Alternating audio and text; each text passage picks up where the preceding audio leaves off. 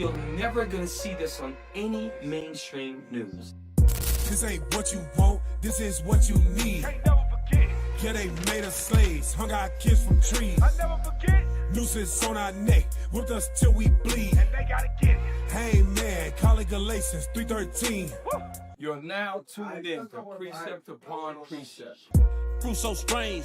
Look at how low they hang. Oh man, took out the chains. So when the wind blow, we just swing. Much oppression, never killer. Breaking dreams and it's bitter. Ready, set, pull a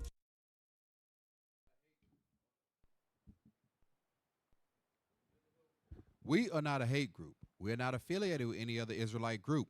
Israel United in Christ is a nonviolent Bible-based movement. We do not advocate or condone any acts of violence against any race, ethnicity, or gender. We advise that if anyone hears or knows of any plots to cause harm to anyone or to break the laws of the land, you must contact the proper authorities to bring awareness to any possible threat as stated in Leviticus chapter 5, verse 1.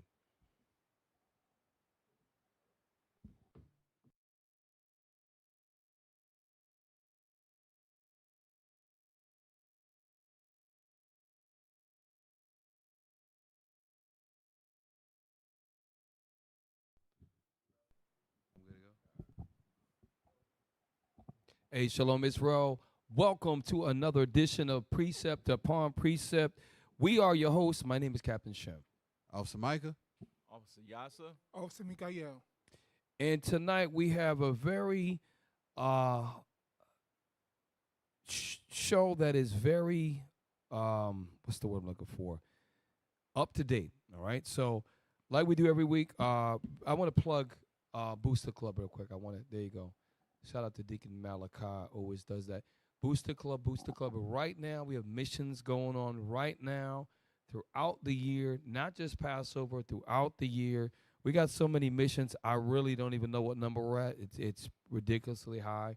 And the reason why is because of faithful brothers and sisters like yourselves, who some of you do not even live near a school, but you believe and you put your monies, your funds, where your mouth is. That shows your faith, and we appreciate you. And we know that it's God that's putting on your spirit to do so. So we know it is of God, and we thank you. So without further ado, we're going to go right to the Watchman Report with Officer Micah. Stick around. You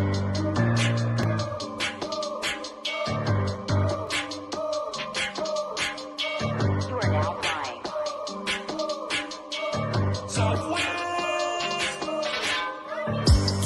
The sons of God, we don't back down. Looking good, I'll take it to your face. I tell you right now. Right now, step up to the count. We ain't backing down. Looking good, step up to the count. I tell you right now. Hey, Shalom Israel, Most High in Christ. Bless. Love our tech team. Shout out to the tech team. All right, we ain't gonna waste no time. Pray for them. At a gun show in Utah, sadness that one of our own is accused of killing Charlie Kirk. That's a pretty good read right here. But they heart broke. All right, Hannah Abner declares F ICE and free Palestine during Emmy acceptance speech. And it cost her $10K. I wonder if they're going to say what church she belonged to. Next article. Dozens of officers injured as up to 150,000 joined Tommy Robinson rally. This is getting crazy out there throughout London. So y'all check this out. You can't mess with the prophets and expect nothing to happen. We are in a gigantic price bubble. Famed economists warn extreme stock valuations points to negative returns ahead. It's getting ready to go down, y'all. It's going down. Jimmy Kimmel Live pulled off air indefinitely by ABC over Charlie Kirk shooting comments. They said they took him off. He ain't coming back. This concludes the Watchman Report.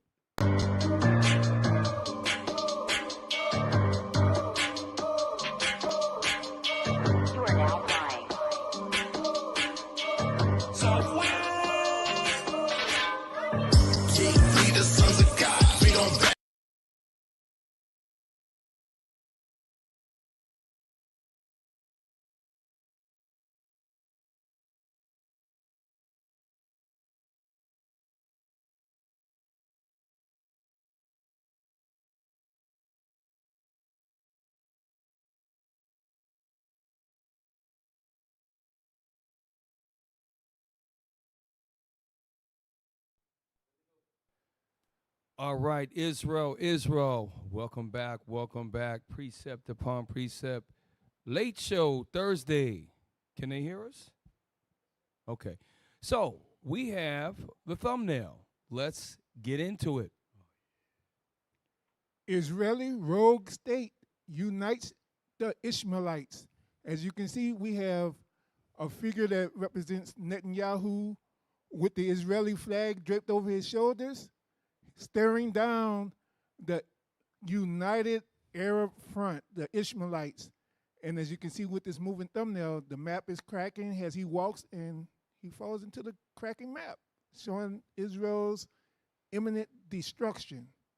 Hey, you know what I noticed also?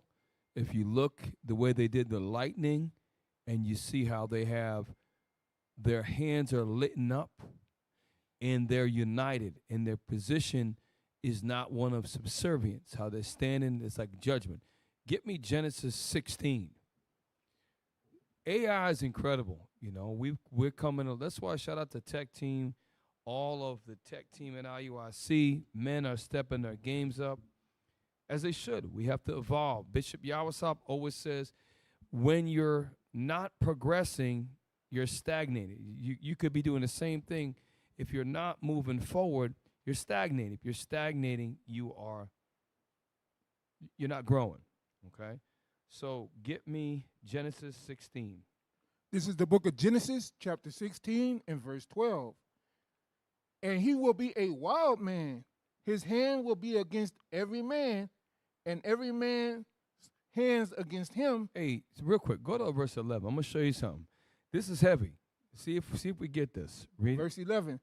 And the angel of the Lord said unto her, Behold, thou art with child, and shalt bear a son. Right. Remember, Abraham had a child at the beginning of the chapter, verse 1, that Sarah, Abraham's wife. So he took a bondmaid for a concubine. Now, watch what God says. Read. And the angel of the Lord said unto her, Behold, thou art with child, and shalt bear a son. Watch this. And shall call his name Ishmael. Right. Hence the term, the Ishmaelites, the sons of Ishmael. Listen to this. Because the Lord have heard thy affliction. Because the Lord had heard thy affliction. Guess what? The Most High is going. The Arabs' affliction is going to be heard. Not that they're the people of God, but the Palestinians' affliction is real. And you got to understand something. The sons of Ishmael are related. So a Yemenis Arab, you don't think he feels pain when he sees a Palestinian Arab being slaughtered? You don't think that a Jordanian or Syrian Arab, a Omanese, I think they call it, or United Arab, you don't think these other Gulf state Arabs don't feel the pain? They most certainly do. Verse 12. And he will be a wild man. Right, it said he will be a wild man. Read on. And his hand will be against every man. This is a prophecy that he will be a wild man. He will be a wild man. Read on. And every man's hand against him. Right. And he shall dwell in the presence of The key word is shall. This is a prophecy. Shall. Pull up the map of the Persian Gulf. I told you in the audio, you get a bunch of maps for me, please. Let's look at where they dwell. They dwell in the presence of the Ishmaelites, their brothers. And this is the future. And this future is now here. Watch this. This is the Most High is a master manipulator of men's minds. Thank you. So when we look at, it's some of it's a review. Some of you may or may not know. So that big peninsula, which you see Saudi Arabia, Yemen, Oman, that is also called the Arabian Gulf. And it is a perfect peninsula, quite large. And every one of those countries are Arab. Let's name them. Israel, Palestinian Arabs, that's on the peninsula. Egypt, which is Sinai, that's part of the peninsula, that's Arab. Iraq, Arab. Jordan, Arab. Syria, Arab.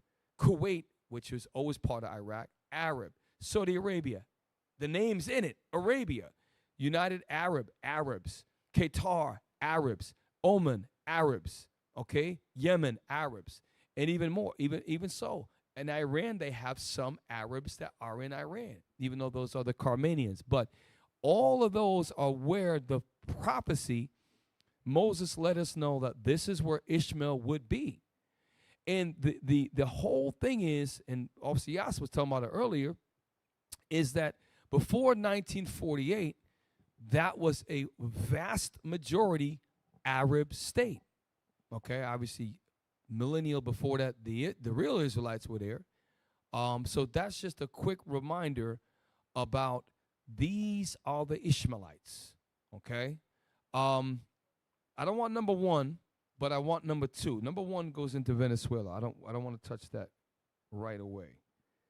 And again, I've been told on this by other people that I talk too much. So please feel free to speak as y'all want to say something. Let's not do Russia.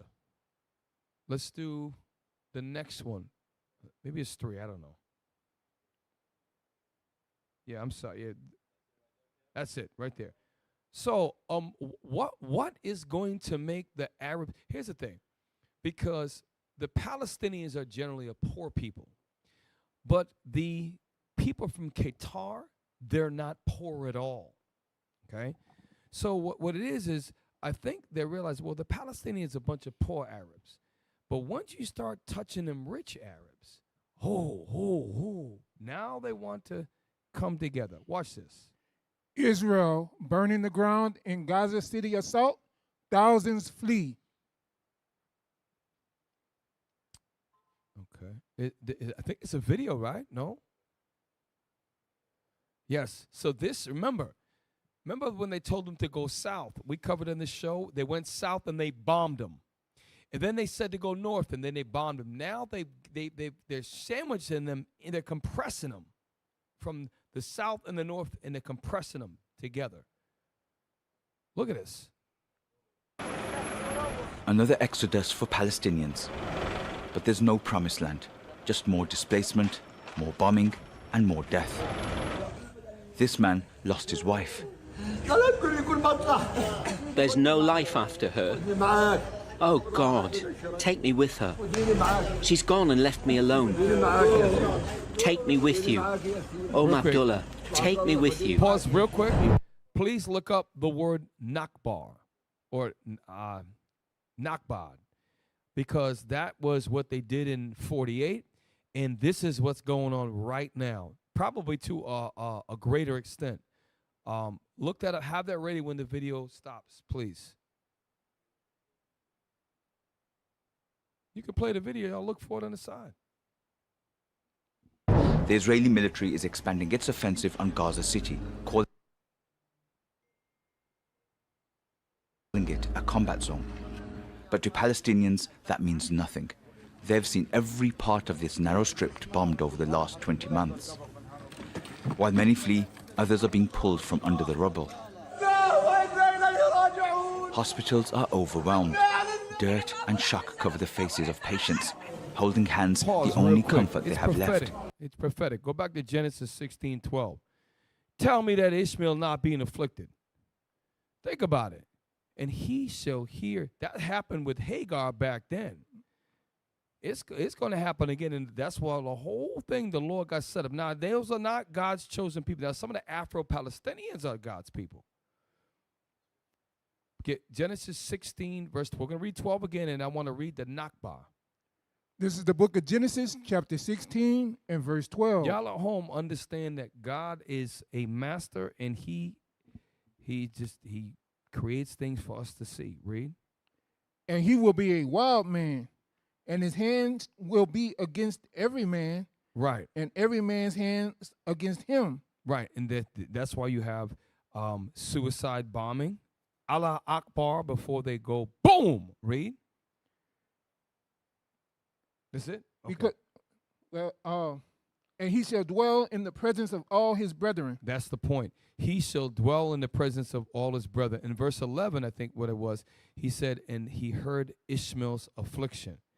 This, what's going on in Palestine, a lot of these white professors are talking about, they cannot believe It's actual genocide, ethnic cleansing, right? They're starving those people to death. You got white nations, the Irish and the Scottish and people, and they can do nothing about it. That's because God is hardening the heart of these these Israeli and Edomite hearts of the United States. Okay, read Nakbar, and then please, I need you men to say something.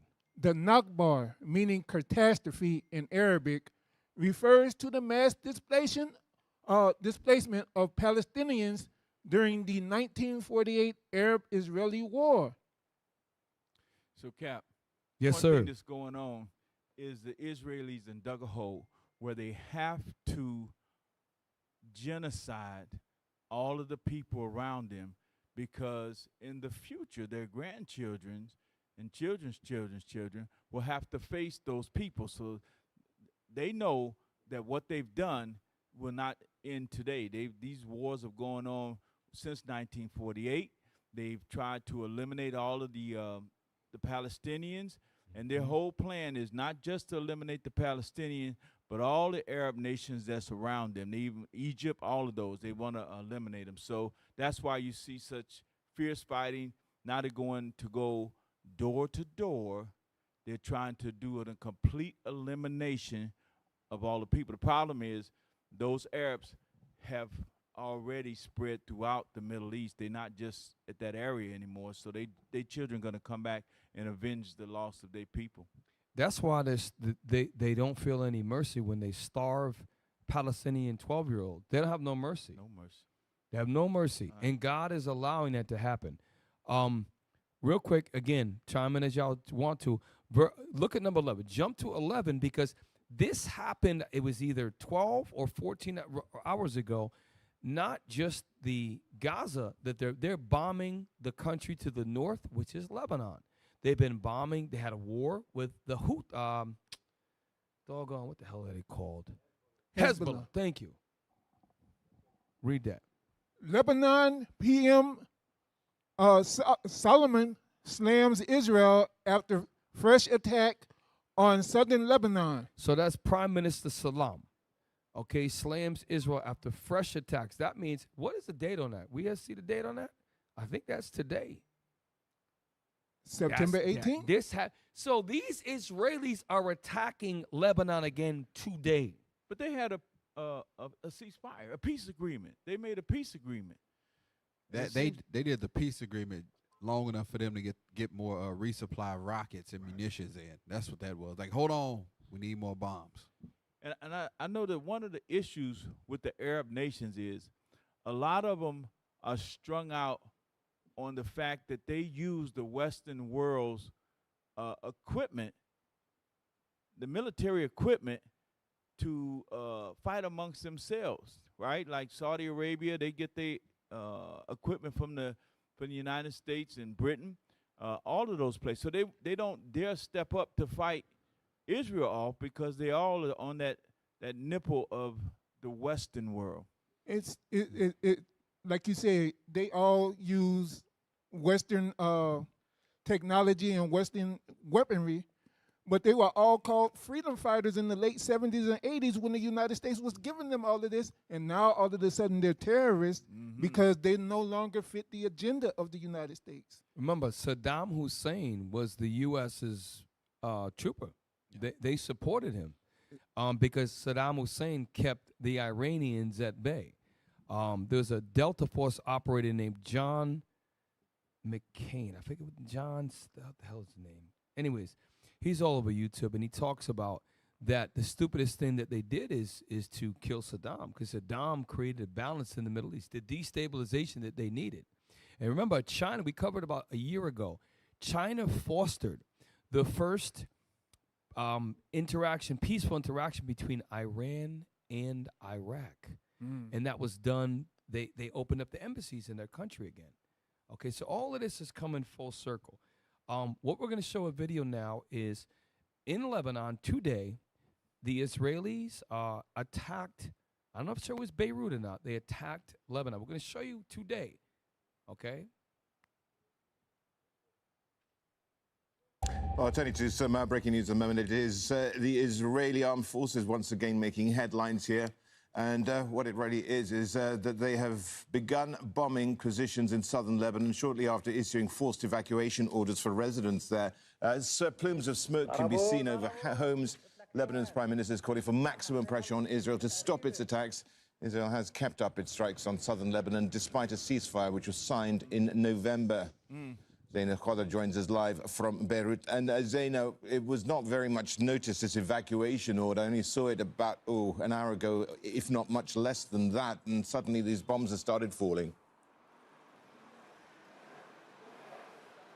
Yes, the Israeli army has begun to carry out airstrikes on a number of locations in southern Lebanon. Like you mentioned, the evacuation orders issued approximately an hour ago. We saw mass evacuations, people leaving villages because the evacuation warnings were posted on social media, and they marked the buildings that they plan to hit in 3 villages, 4 buildings in 3 villages, in villages really that are densely populated. So yeah, we saw.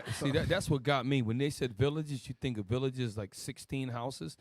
No, there are buildings there. She said, it's densely populated, and this goes back to, when Palestinians are considered generally poor. Same thing with southern Lebanon. But what the mistake that God doesn't make mistakes. God put it in the heart of Netanyahu and them when they attacked a super rich country of Qatar. Now the Arabs realize it doesn't matter if you're a poor Arab. They're going to come for all of us, okay? So keep that in mind. This happened today.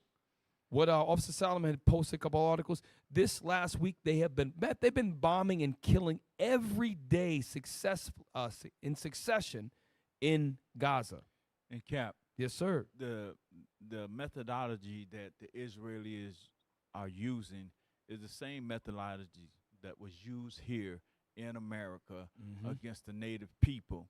They make promise after promise after promise. There's no promise that they ever kept here in the United States. And we're seeing that today they're trying to stir up a reason to go back on many of the things that the so-called African Americans got here. And so there's no difference. They make a promise, they break it, they kill people, they take more. It's more colonization. It's the same thing as apartheid. That's what they're doing. Can we get Psalms 55 and 20 to Officer Yasser's point? Because they let them know ahead in advance, hey, we're going to bomb these buildings. But I thought you were attacking Hezbollah. So what did the Hezbollah headquarters communicate back to, hey, yeah, we over here bomb this spot? How do they know where to bomb? They don't. That's the point. They don't. They just bombing people. They say, hey, we got a ceasefire, but we still going to bomb you. Could you read that? The book of Psalms, chapter 55 and verse 20. He hath put forth his hands against such as be at peace with him. They said, okay, November, we have a ceasefire. Yes, we're at peace. But watch, read on. He had broken his covenant. In November, what come? Boom, we're in September. They bombing them again. They already bombing them. They said, well, 10 months. That's 10 months. And they've been bombing them. They've been bombing them ever since. An officer, they use the excuse. They'll say some of the military or some high-ranking official was in that area, so that's why we had to bomb those people. But guess what? In the Israeli lands, it's the same identical things. So if they just start blowing up in neighborhoods and blowing up just whatever they want, then the Western world would say, listen, they mercilessly killing innocent people. But so are those people in Palestine who are non-combatants, innocent people. That's the tactic they use. Hey, real quick, hold that thought. Pull up the number. I want to see, every week we pull the number. Pull up the number of total Palestinian killed and injured or maimed or maybe it's the word injured we're looking for. And I believe last week was 65,000 men, women, and children killed and well over 100,000 injured. Let's see what the tally is that they're going to let us see. So as of mid-September 2025, various sources report The Palestinian death toll since October 7th, 2023 is estimated between 65,000 and 67,000 in Gaza. That's what they said some sources, but there are other sources that say it's over 100,000. And when you take in the injuries that they're getting, read it. Yeah, let me see. Hey, scroll back down. There it is. Independent analysis suggests the actual number is much higher.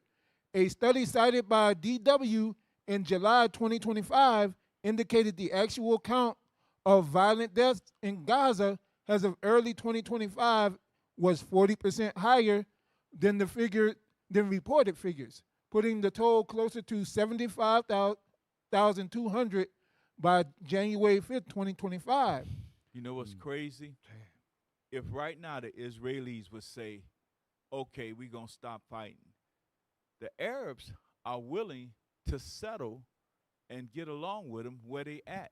But they're the people who say that the scriptures talk about that they can't get enough. They just want to keep taking land, taking land. And that's what the problem is. Not the Arabs, for say to keep attacking them. They're the aggressors. Right, and that's hence the top. Pull up the thumbnail real quick. Look up. Keep reading. I'm sorry. That last part says the study concluded that the total projected death toll could be over 100,000 by mid 2025. We're already past mid 2025. But you got to remember, that's the numbers from now. This ain't from the numbers from what they've been doing since 1948. They over millions. Bring it out. Millions. Millions of Palestinian Arabs killed. And this is the thing. They don't forget. They have stories of when great-grandma died, they pass that on and the pain that comes with it. And this is why they see all of the Palestinian Arabs as Hamas, because all them little boys have someone in their family, either directly or perhaps second cousin or whatever, who has suffered death or have been seriously injured, house taken, been forced a Nakba, and they have that. That's a reality. And to that death toll they showed, a lot of those people they looking at, okay, these people are being bombed. What about the people that can't get food? They can't get health care. They getting infections are setting in. Because when war hits, food and all that stuff gets disrupted. You can't get proper medical care. People get dysentery. You get sick, and that they dying from that. Hey, real quick, I'm gonna show you that the U.S. has the power to stop all of this. I'm gonna show you the level. This is why I'm gonna get a video of Richard Nixon that he said something pretty powerful. Pull number 14. There was recently a veto where the United Nations Security Council had a meeting, and every nation wanted a peace treaty except for play the video. And while we can get that, to Officer Michael's point, what about the people, like we saw the guy earlier that lost his wife and was saying, take me with you. Right. What about those people that commit suicide because they're depressed because of the things that they're seeing? They don't count those in the death tolls. You want to talk about PSD? Right. Every one of them Arabs got PSD. Seriously, if you figure, let's say, for example, you lived through it all, but then you know your uncle was in the building. You had to come the next day, and you saw them take your uncle's body out. That's, especially your child, you're going to live with that the rest of your life. And this is pain and trauma that it's at least have each other to talk through it. But it's something that, and this is what goes back to Genesis about, back then he heard Hagar's, Ishmael's affliction. And God is going to come and use the Arabs to unite because of the Palestinians' pain. What greater would bring the Arabs together? Because they're going to realize our enemy doesn't matter if we're rich, poor, he just can't stand us. And that's what's going to, the death toll is going to get even more. Eventually they're going to say, damn, they killed 150,000 of our Arab brothers and we stood by. Eventually, the Mossad is using Netanyahu and the U.S. to create an Arab alliance, like it prophesies in 2 Ezra 15, that is going to rise up, okay, and remember their nature. Now, pull the video. This is at the United Nations Security Council meeting. Watch. I'm telling you, the Lord is, Most High God is behind all this. Watch this. Against. The draft resolution has not been adopted, owing to the negative vote of a permanent member of the Council.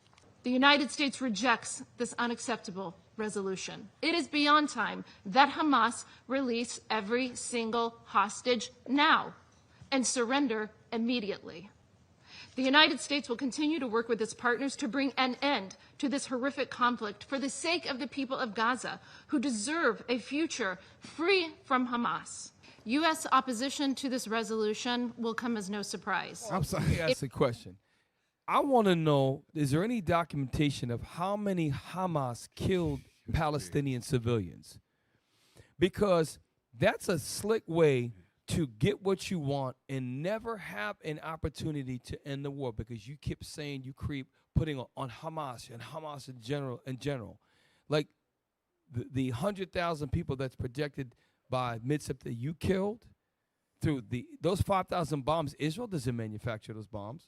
Those 2,500-pound bombs that they're dropping in urban areas like Gaza with 2.3 million people, that you're breaking the rules of engagement of war.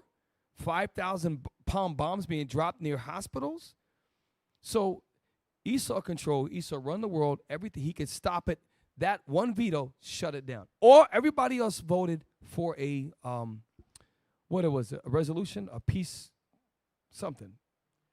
Pull that back. I don't want to get the word wrong. Cap, it's like the same thing. They were like, yeah, we're not leaving until we find those weapons of mass destruction. Right. It's the same. Where were they at? People walking around marching like, yo, it's ain't nothing but sand and camel spiders out here. And Dudes with shovels. Those are called false flags. Yes. Right. They use that repeatedly. Nero used it. He set Rome on fire so that he could get after the real Jews at that time, the original Jews, let's put it that way. And they use false flags, and we see that starting to happen right here. They're looking to put the blame on minorities, whether they be from South America or those here in America. They looking to make a statement that they're the problem, they're the issue, they're causing issues, so that they can begin to change laws, right, and be able to go back in time, make America great again. So internationally, they call it a war on the drug cartel. Yes. Locally, it's the war on crime. And they just sent National Guard to Memphis. Memphis, Tennessee is probably the blackest city. Anybody ever been? Memphis is a black city. Like Jackson, Mississippi, actually, Jackson, Mississippi is 85% black. Memphis is a very hardcore, deeply rooted in slavery. Many of the huge slave population in Memphis. And it's a very, very black city. And Trump just is ordered Memphis, and he's also, there was talks about New Orleans, believe it or not, and then also D.C. and Chicago. These are all very black cities. New Orleans is a very predominantly black city. Memphis, black city. D.C., they call it Chocolate City. Chicago, Cook County, the largest population of black Americans in all of the United States, as in Cook County, which Chicago is the major place within Cook County. So then outside, it's a war on the cartel. They're bad. They're bad. Well, my question is, why aren't they going for a country like Nicaragua? Well, Nicaragua doesn't have the oil that Venezuela does. Why are they not focusing Uruguay or Paraguay? Peru. Peru. Yeah. It's because of the resources. So play the rest of that veto. It fails to condemn Hamas or recognize Israel's right to defend itself, and it wrongly legitimizes the false narratives benefiting Hamas, which have sadly found currency in this. But you got to be able to decode what they're saying. Israel defending itself? Israel's on the offense. They're not on the defense.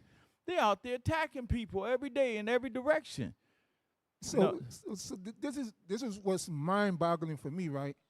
Is they're saying that they want to veto this ceasefire to liberate the Palestinians from Hamas, But Israel is bombing all of the Palestinians because they say Madness. all of them are Hamas. Yep. It's madness. Let's It's total madness. somebody make sense. We've played videos of Israeli classrooms where they're talking about like dogs, the Palestinian people, like little dogs. We've shown videos here where they make jokes about Palestine, but the Israeli make jokes about they paint their faces like Palestinians will put a rag over their head.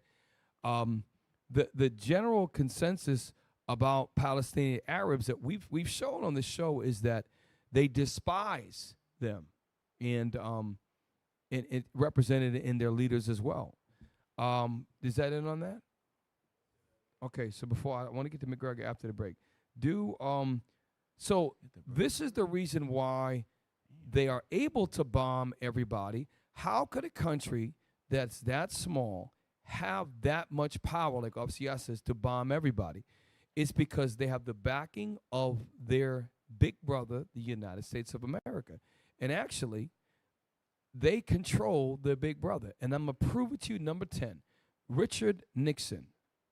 Richard Nixon said something very heavy, and he said it in a subtle way that was, if you knew back then, he probably had a lot, and that was probably why he got put out with Watergate and the whole big deals, because he said things like this. Okay, watch, because they set that dude up. Watch what he says about the Israeli lobby. Something about what is called the Jewish lobby in this country. Their belief is that being for Israel first, that does not mean you're putting America second. An American president, however, has to approach it in a different way, in my opinion. He's got always to think first of what is best for America. An American president must make a decision that does not, in effect, give the Israelis a blank check. And one example of that is a decision that I made. I decided early on in our administration that we were going to seek good relations with Egypt and others of Israel's neighbors. Many of my Israeli friends didn't like that because they wanted a special relationship with Israel and Israel only. How'd that work out for you? Exactly. Right. Y'all, listen, y'all check out, there was a whole thing that, and if you go against the grain, if you go against the Israeli lobby, you are going to have a problem. Now, there's another video on the same, get me, not McGregor, it should be, oh gosh. It was one that I put up. Maybe I didn't put it up. Oh man, I hope not. I didn't put up. Damn, I didn't even save it. Let's go to number, not Gaza. How did I lose that? Lebanon, not McGregor. Go to,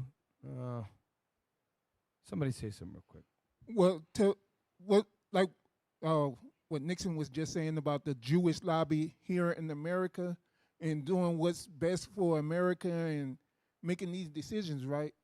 That Jewish lobby is still a stronghold in America today, because remember, they said the biggest threat to Israel is young African Americans in the United States.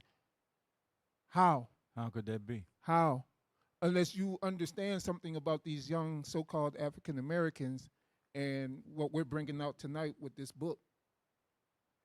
That's how we're the threat, and that's what they're talking about, and that's what all of this whole play is. Them bombing Palestine is for them to get more money. It's a money grab because they want to put that Ben Gurion Canal straight through Palestine, and they want to go from the Red Sea directly to the Mediterranean on that side, and not have to deal with Egypt and the Suez Canal anymore. And then too, the Suez Canal will be smaller. Only one ship can pass at a time, so they're trying to get more traffic going through there, and it's all a money grab. And also, they're trying to establish, and they've been trying to establish their legitimacy there. Since you mentioned about the young men here in America, that's what it's about, because them saying who they are and all of that, but historically speaking, and we're going to touch on that later on, they are not the people. And what they're really doing is taking that land under a false pretense. Right. We're going to bring that out tonight as well. And to your point, that's why that's another way they're justifying what they're doing in Palestine.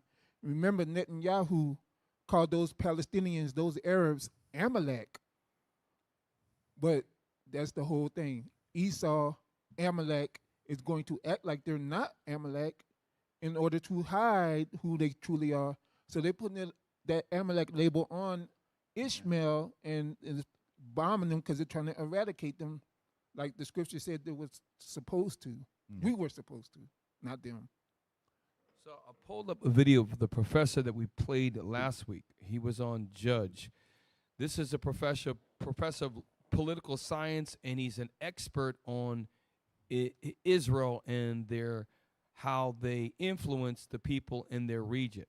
Again, listen to what he says about the Israeli lobby. Well, let me just point out that the United States just doesn't give Israel lots of weapons and lots of money and support it diplomatically. It does it unconditionally. There is no relationship between any two countries in world history that looks like this relationship. The United States, again, supports Israel no matter what it does. This is truly remarkable. We don't treat Israel like a normal country and help it because it's... Do you see what he's posting? I want you to rewind that. Where do you get figures like this? The Israeli lobby was also called the Jewish lobby. And by the way, this is not IUIC. These are professors who have PhDs that are saying it. We're just playing things that were researched. And why would they come up with this? And how does a congressman or a senator who makes 190, 180 grand a year end up being a millionaire, tens of millions of dollars? The math doesn't add up, but it adds up if you look at it like this. Watch this. We can, as you rewind it, is that the first one? Okay, we're going to stop. Let's read each one.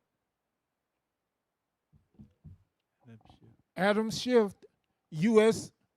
representative, he's a Democrat, a U.S. Senate candidate. What is that, six? I think it's California. CA may be California. Yeah, 6,203,000 received from pro-Israel lobby. So this goes back to the point that the Professor Mersheimer mentioned, is that it's not party sensitive. He's a Democrat. Let's see if any Republicans take any money. Let's see if it's maybe it's just the Democratic Party that takes it. Play on and then stop and pause. Truly remarkable. Oh, wait. Oh, another Democrat. Maybe it's just all the Democrats. Read. Brad Sherman, U.S. representative, Democrat, California, 685,193. You know, that'll pay a bunch of cars off, pay a house off. So would that maybe cloud your judgment as an elected official if you take a small fortune, which if I took that 685 and I invested in a mutual fund that paid me 7%, that'll be $2-3 million in 7 years or so. Very interesting. Play on. Remarkable. We don't. Oh, so far it's all Democrats. What is that? Debbie Weiserman Schultz, U.S. representative, Democrat from Florida, $950,854. That's almost $1 million. You know what's about her name? It's got that Jewish in the middle, and then the German at the end. And so you're gonna see as we go on doing the classes that there's a big connection, because a lot of the Germans Americanized their name like Trump did, and so it's gonna be interesting to see that the same people that they claim there was genocide in them. We know some died, but they really are one and the same. Go ahead. Treat. Go back one. We missed one because no matter what it does. Democrats. And we missed some in the They had Joe up there. I saw Joe. Go back, get Joe. Yeah, we're smoking Joe in now. Right hey, there. Bam. Ooh, wait Wow. a minute. Joe Biden. Hold up. So how is it? This is how we know that there is a deep state, and the deep state is much deeper than the people that you think that we elect through the college electoral process. Joe Biden, who, remember, Joe Biden was a senator for many years. Joe Biden is a Democrat. 11 million. Do me a favor. Type in what would be the interest if you put $1 million in the bank at 7% interest. And you know, the Democrats making a big deal out of the money that Trump received, but now we're starting to see this is on a different level. All of them are receiving money. They all selling out. And they can't deny it. AIPAC is such a, remember they would have senators and reverends and pastors fly to Israel to give them tours of many different things to sway their opinion.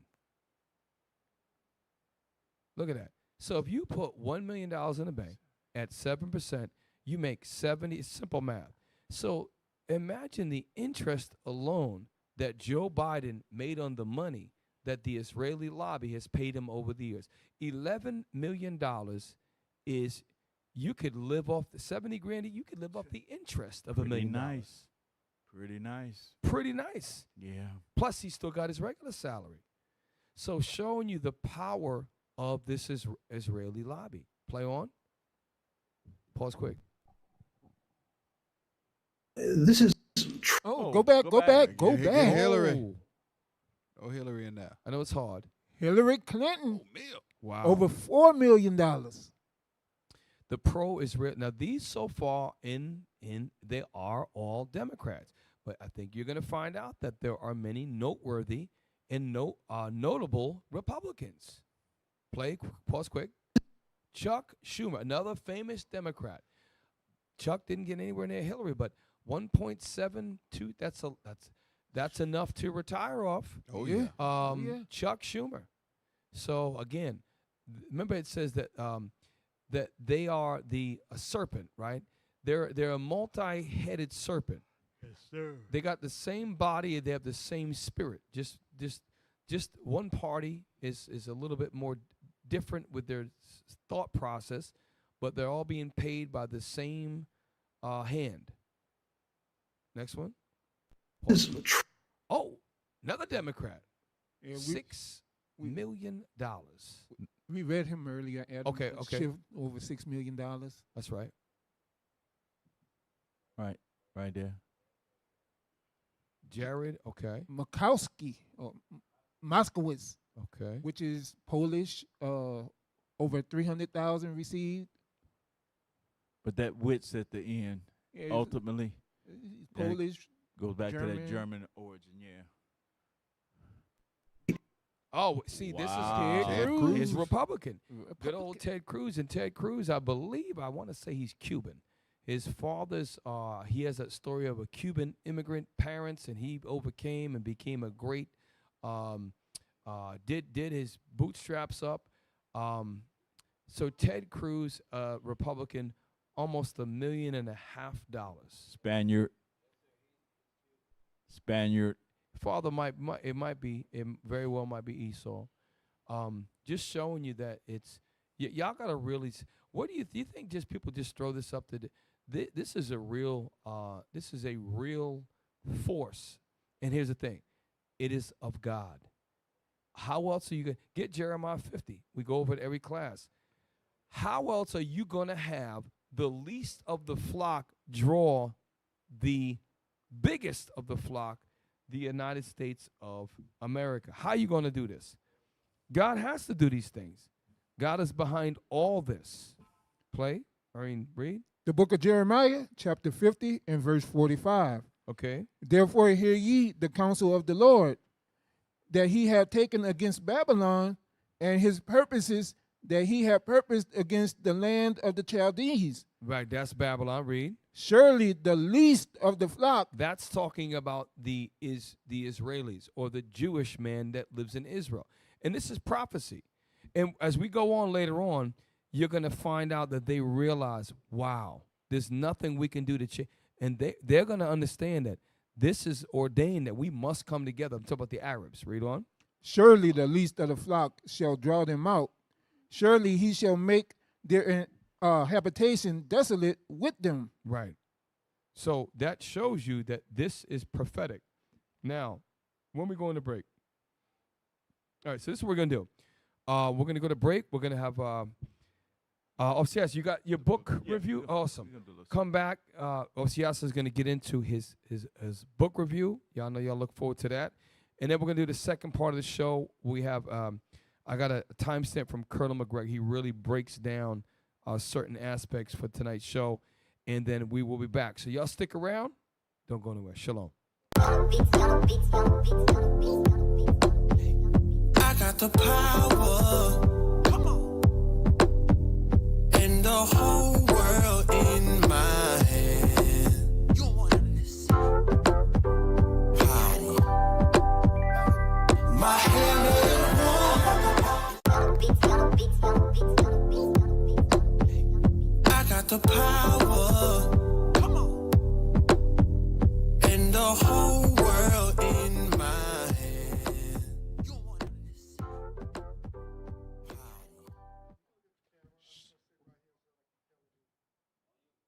Shalom, Most High in Christ bless. We're gonna get right into the book review. Israelis' $5 trillion secret. I don't think we have a reader tonight, but so what we want to do is we want to keep continuity with the theme tonight. What we're dealing with. Let's go to it's page 9. You see that? No. Go back up on your. Keep going. I'm looking for the one, page 9 of the book.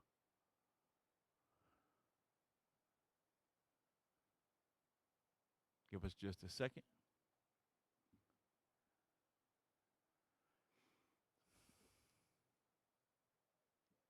That's it. Right there. So it brings out, we're going to catch up because we kind of skipped a couple of weeks. We want to go kind of go back and review it.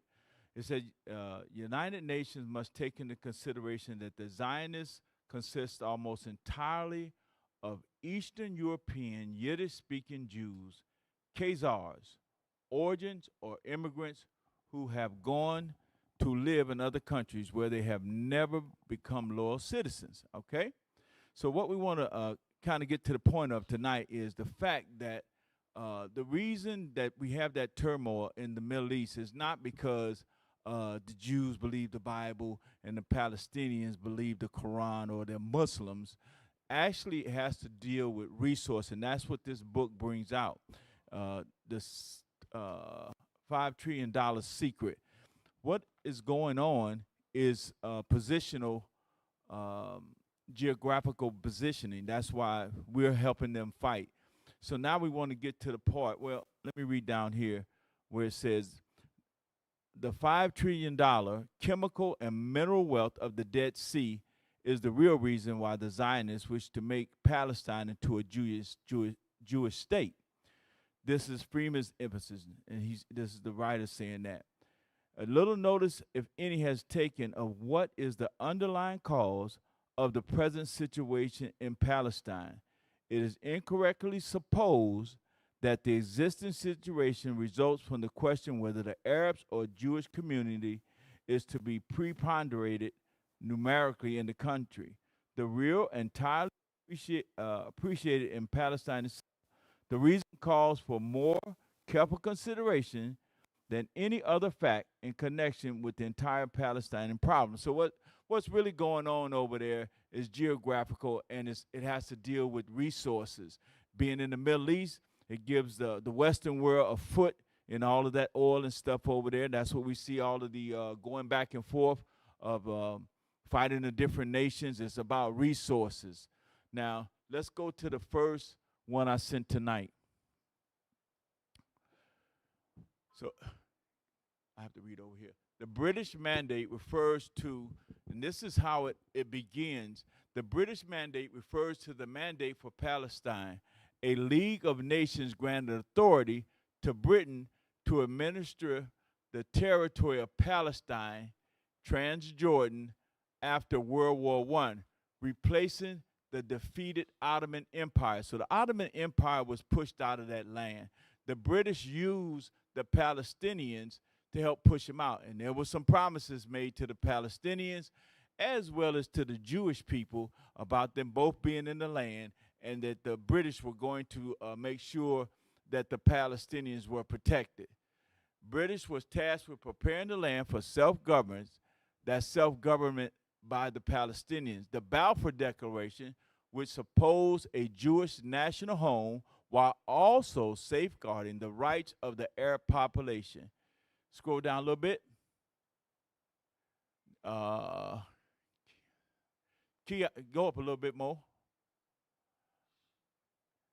So the terms of the mandate incorporated the 1917 Balfour Declaration, which supported the creation of a national home for the Jewish people in Palestine. So it gets to be more, because what happens is, in effect, the agreement that they made under the League of Nations was nullified when they dissolved the League of Nations and they created the United Nations. So what the British were supposed to be doing was protecting the Palestinians, was cleverly dissolved. Go to the second one I sent. So it mentions the League of Nations officially ceased to exist April 1946 after holding its final session in Geneva, Switzerland. The organizational formally dissolved on this date, which it affairs and assets being liquidated and transferred to the new formed United Nations. But what they didn't transfer was the protection of the Palestinians. Now they reversed what they were doing, and they began supplying the Israelis, along with the United States, the Western world, began supplying the Israelis with the power to overrun the Palestinian. What we know is, Cap mentioned earlier, the Nakba and the 6-Day War, where they ran them out of their homes and took the land, forced them into Gaza and into the what they call the West Bank. Yeah, West Bank. Come on down a little bit. The United Nations, established after World War II, took over many of the League's functions and responsibility. But the League is dead long. Well, that's not it. Going up some more. I think that's it on that. So basically, they're in their land not to repatriate the land, go back into the land. They're in the land to take the resources. That's why they went back into the land. As we've seen with colonization everywhere, they went into Africa to take the resources. They came into America, Puerto Rico, their beloved riches. It's all about the money and the resources. And that's the book review. I got the power. Come on. And the whole world in my hand. You don't want none of this.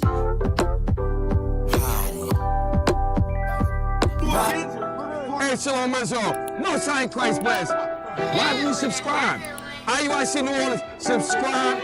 Go to our YouTube page. Help us to grow. Comment, like, share. What's going on? Make it happen.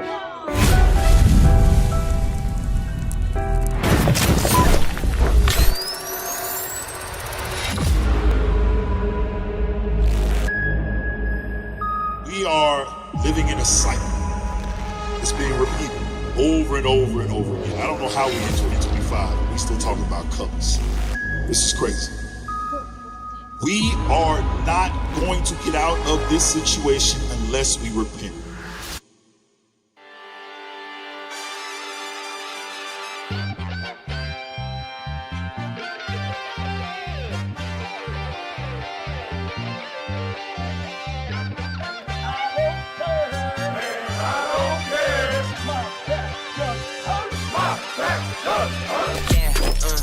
Need to catch for a minute. Got about 1,000 poppers, so you know that they're repentant. It's 2023 and they still with it, lynching. But we still didn't repent, man. I don't really get it. I don't really get it. Cooking up your scene like some pots in the kitchen. God won you and you still didn't listen. He gon' open up the book, your name not getting mentioned. Whoa. All the brothers you see in purple, we ain't out of this yet.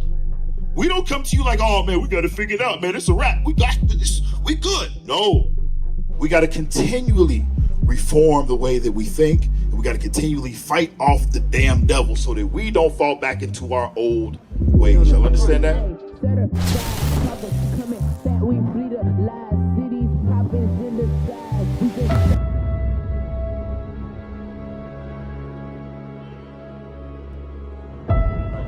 We have faded, and our culture is a reflection of that.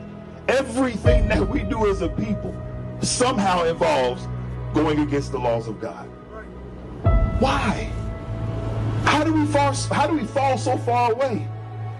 We forgot that our true love and joy is here. Not in doctrines, not in opinions and feelings, not in religions, but in the Word. Brothers and sisters, come on. We must wake up. We must come back to who we are. We are the Israelites, brothers and sisters. We the chosen people. But for some reason, that's something so hard for us to acknowledge, that God chose us and he called us above all people upon the face of the earth. And we must move like that.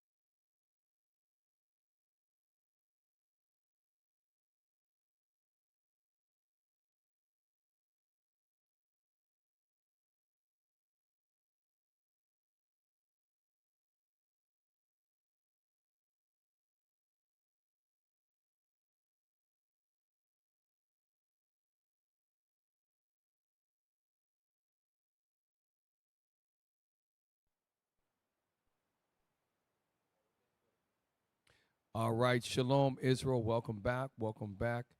Look, as you look at the thumbnail, all right, you can see that there's different flags of the Arab nations, the sons of Ishmael. And they, first, if you notice, their hands are down, then they rise up. And what's going to happen is that eventually the Israelis are going to fall. And that's prophecy, okay? And we're in that time right now. We're in that time. Pull up the number 9. Shout out to Officer Solomon. He posted this, I believe. It was either Solomon, maybe it was you, Mike. I don't know who did. I think Solomon might have did this. So Marco Rubio, who is a Trump cabinet member. What is he? Secretary of Defense? Secretary of State? What? Pull up Mark Rubio's title. I believe he's the Secretary of State, if I'm not mistaken. Who is Marco Rubio? Marco Rubio. We'll get that. Read that. Israel intensifies Gaza City bombing as Rubio arrives in Jerusalem. Just like they bombed Lebanon today. You got it? What is he? So Marco Rubio is arguably, other than the president of the United States, he's like the foreign minister for like Russia and other countries. The Secretary of State deals with, that's why he can go by himself and speak for the United States. He's Trump's front man. He's able to go and talk about, let's read the role of the Secretary of State. I think it's very important you understand the power that this man has. And he's a young man. He's only early 50s. What is the role of the Secretary of the State of the United States of America? Should be a quick, something quick. Shouldn't take that long. You got to understand, while this guy's over there, they're intensifying the bombing, meaning they're not worried that the right-hand man of the U.S. President, Donald Trump, is here. They intensified the bombing as he was there. Read that. The title Secretary of State can refer to a federal official in the United States or a state-level officer with very different responsibilities. Here's the specific. The U.S. Secretary of State manages foreign affairs. He's like the foreign affairs. He's like Sergei Lavrov for Russia. That's all you see his face. So he is able to speak and manage foreign affairs. He is Trump's mouthpiece to the nations. Read on. Role of the U.S. Secretary of State. The U.S. Secretary of State serves as the President's chief foreign affairs advisor and is the head of the U.S. Department of State. The primary duties include foreign policy relations, treaty and negotiations, diplomatic staff, citizen services. Pause real quick.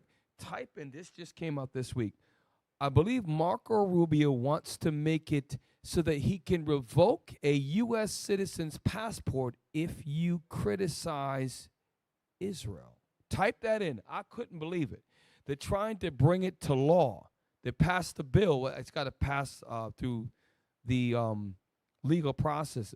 Marco Rubio is trying to say that if you criticize Israel or if you say things that are deemed offensive about Israel, that the United States can revoke, even if you was born and raised here.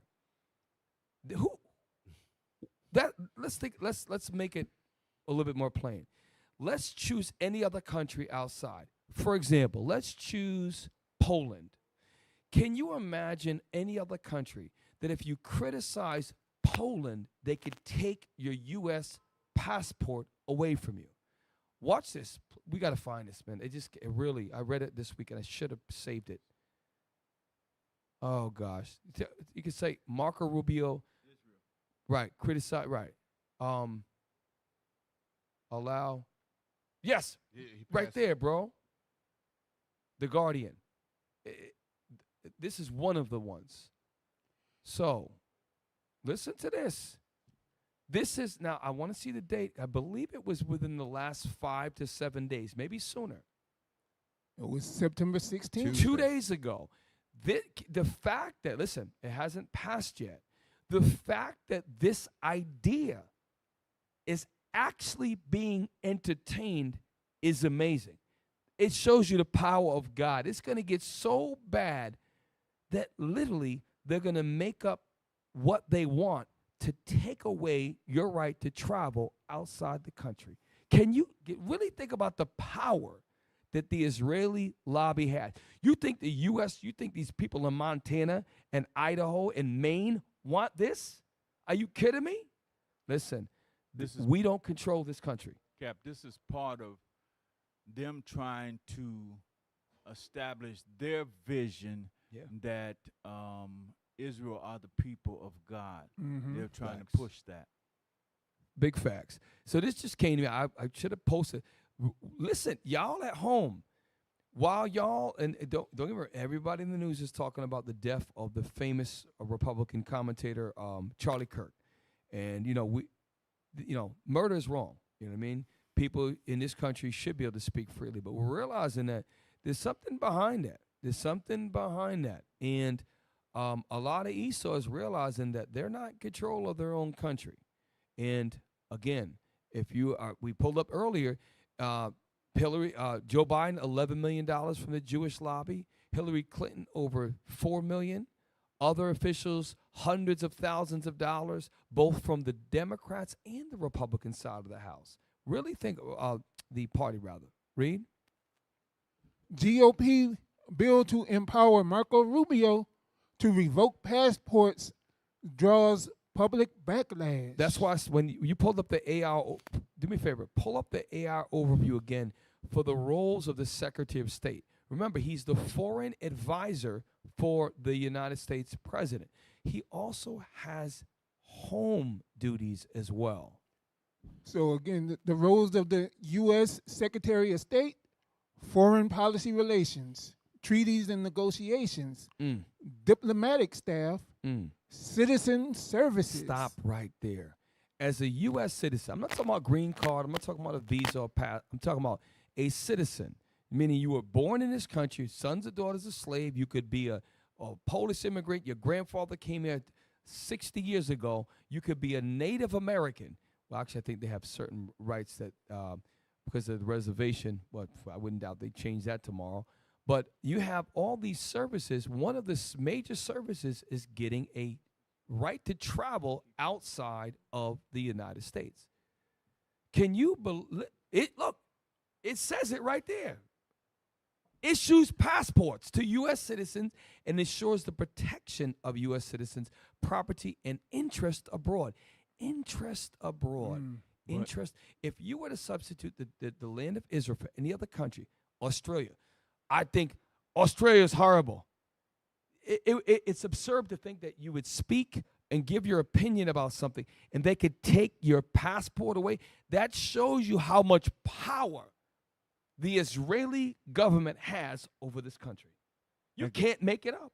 That goes back to Isaiah. To me, it goes back to Isaiah 14, where it says that he, as God, sits in the seat of God. They want to be God. Tell people who are citizens, where they can live, where they can't live, what their nationality is, who they are as a people, everything. They want to control every aspect of your life, you know. And a lot of, like you mentioned, Cap, a lot of the so-called European Americans, whatever we want to call them, they seeing this as a problem, you know, as well. They seeing that it's too much government control. Right. Go back to that. The Chinese article. Yes, I'm going to speed it up. I got to stop saying it. We are going to speed it up.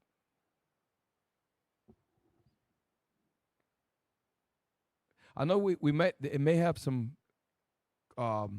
converting issues. There we go. Israel intensifies Gaza City bombing as Rubio arrives in Jerusalem.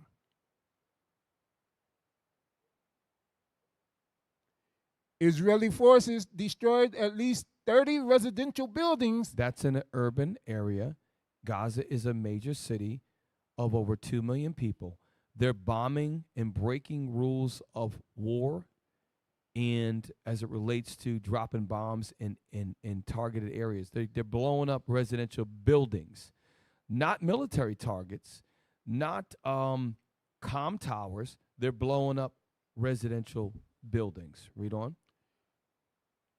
At least 30 residential buildings in Gaza City and forced thousands of people from their homes. Palestinian officials said as U.S. Secretary of State Marco Rubio arrives in Jerusalem on Sunday to discuss the future of the conflict. Remember what just happened in Qatar? We covered it last week. The president sanctioned a Donald Trump in Qatar that has the largest military base in the entire region, over 10,000 airmen, U.S. Army, Marines, blah, blah, blah, joint forces, like Officer Michael pointed out last week. And in that country, they bombed, after they set up a meeting with all the Hamas leaders, they bombed them. They went and bombed and tried to take out all of the Hamas leadership. When Trump called the meeting, the U.S. called the meeting. And now Rubio is there, and Israelis who bombed Qatar are now intensifying the bombing of the Palestinian Arabs. The U.S. is in complete compliance and under subjection of the Israeli lobby. Is there any more? Yeah. Israel has said it plans to seize the city, where about 1 million Palestinians have been sheltering, as part of its declared aim of eliminating Hamas, and has intensified attacks on what it has called the last bastion of the organization. The last bastion of the organization. Remember earlier, I'm going to put this in perspective. Remember, type in what is the population of Palestine. Of Gaza. Because we read earlier that some sources say that over 100,000 people have died. We're going to take 100,000, we're going to take the population and divide it by that number of deaths, showing you how many people they've killed in a ratio. Okay, so let's just go with 2 million to make it easy, right? Divide 2 million by 100,000. Okay, divide 1.85 million by 100,000. It should be like they killed 1 out of every 18 people they killed. If you do the math, somebody type it up real quick. If I could get it. So if I take 1.85 million people divided by 100,000, they've killed 1 out of every almost 18 people has died. That's not to mention the over 100,000 that are injured. They've really killed like 1 in 10 Palestinians, killed or injured. But that's crazy. That's currently. Right. That's just they just talking about currently the 2.2 million. You're not talking about 1948, No, 1967. You're not talking about all that. From that time to now, they have killed probably that 2 million number is what they have killed over time. Yes. Y'all got to see, and it's listen. And with spiritualized, we understand that God is making this all happen. Bring it out. When you mentioned earlier that how they called a meeting, yes, with the people in Qatar, that and convinced them to come there. It reminded me of Psalms 55:21. Bring it out. I'm sorry. So bring it out.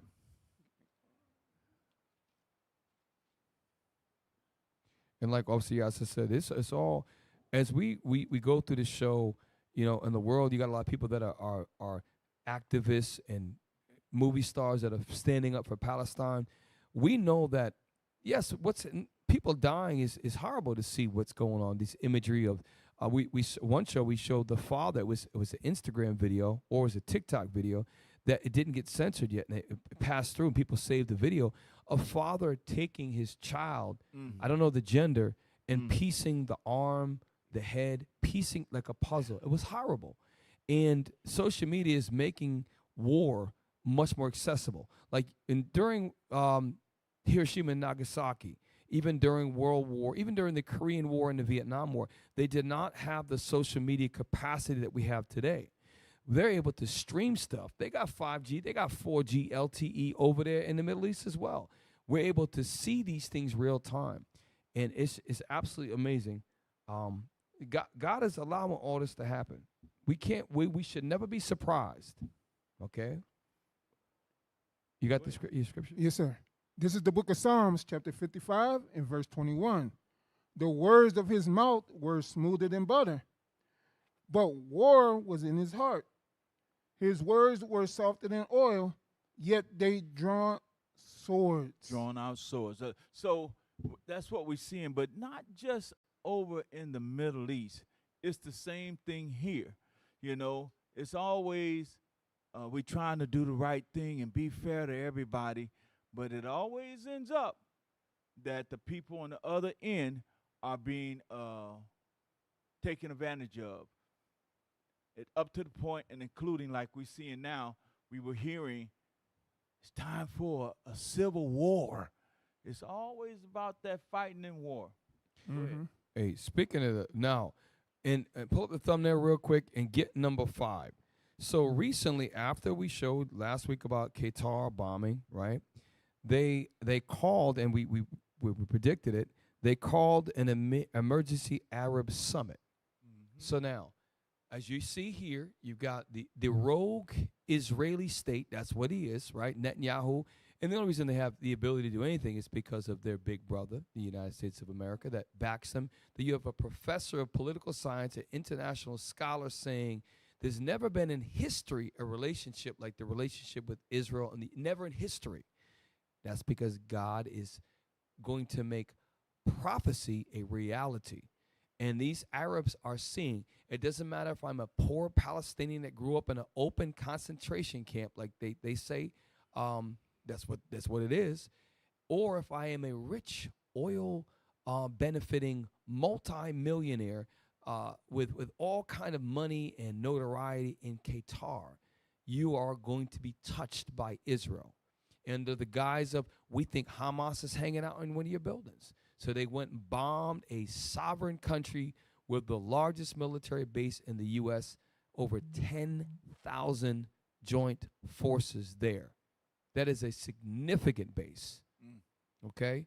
And this is what it said. So watch this. Qatar host. This is this week, I believe. Qatar host Arab Islamic Emergency Summit. Who said what? Not a regular summit, an emergency summit. It's 2 days ago. I'm sorry, 3 days ago.